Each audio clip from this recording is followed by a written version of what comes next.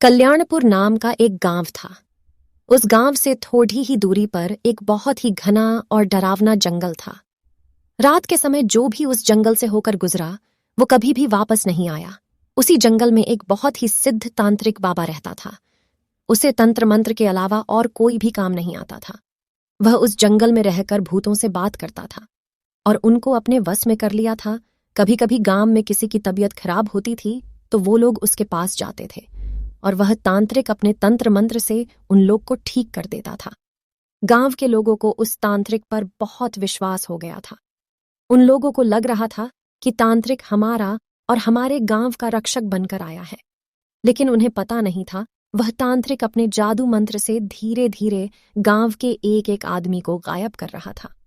तांत्रिक ने अपने पास एक कुर्सी रखी थी। वो कोई मामूली कुर्सी नहीं थी। जब भी वो पूजा पाठ करता था उसी कुर्सी पर बैठकर करता था ताकि वह सिद्ध तांत्रिक बन सके और जो चाहे वह कर सके। कुछ समय बाद गांव में हडकंप मच गया कि आखिर हमारे गांव के लोग धीरे धीरे कहाँ गायब हो रहे हैं। फिर उन्हें उस तांत्रिक बाबा पर शक हुआ और एक दिन गांव के कुछ लोग उस जंगल की ओर चल दिए, ये पता करने के लिए कि आखिर हमारे गांव के लोग अचानक गायब कहाँ हो जाते हैं। वे लोग धीरे धीरे जंगल के बहुत अंदर चले गए।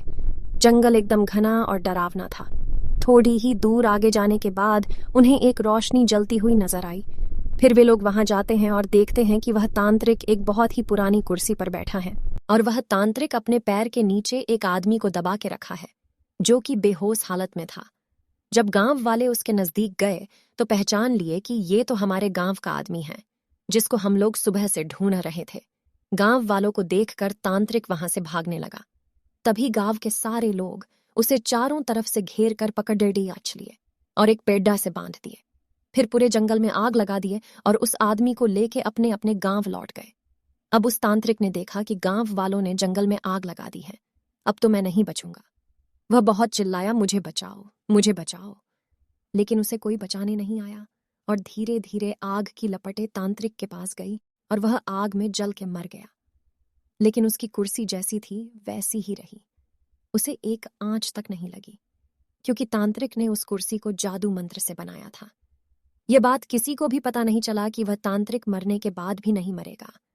गांव वाले अब खुश थे कि अब हमें किसी भी बात का डर नहीं है।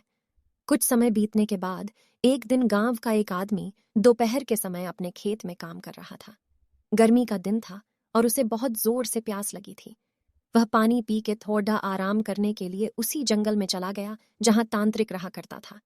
वहां जाकर देखा कि एक बहुत सुंदर कुर्सी रखी हुई है। वह देखने में बहुत लुभावनी कुर्सी लग रही थी, मगर वह एक भूतिया कुर्सी की कहानी थी। वह आदमी उसे लेकर अपने घर आ गया। उस कुर्सी को देखते ही मन एकदम कहुश हो जाता था। उसके घर वाले भी कुर्सी को देखकर कहुश हो गए। उसे नहीं पता था कि वह अपने घर कुर्सी नहीं बल्कि अपनी मौत लेकर आया है। जैसे ही वह कुर्सी पर बैठा तभी कुर्सी ने उसे पकड़ लिया।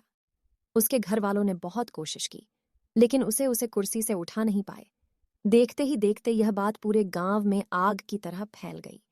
गांव के लोगों ने भी बहुत कोशिश की उसे उस कुर्सी से अलग कर सके, लेकिन वो लोग भी असफल हो गए। उसे काटने और तोड़ने की भी कोशिश की लेकिन उस कुर्सी का कुछ नहीं हुआ। थोड़ी देर बाद गांव वालों के सामने ही उस कुर्सी में अपने ही आग लग गई।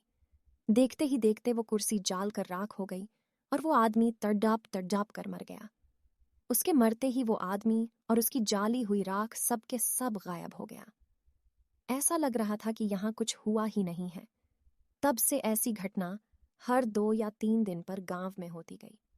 कभी कुर्सी तो कभी टेबल तो कभी खटिया बनकर लोगों को लुभाता रहा और उन्हें तड़ड्डा के मारता रहा।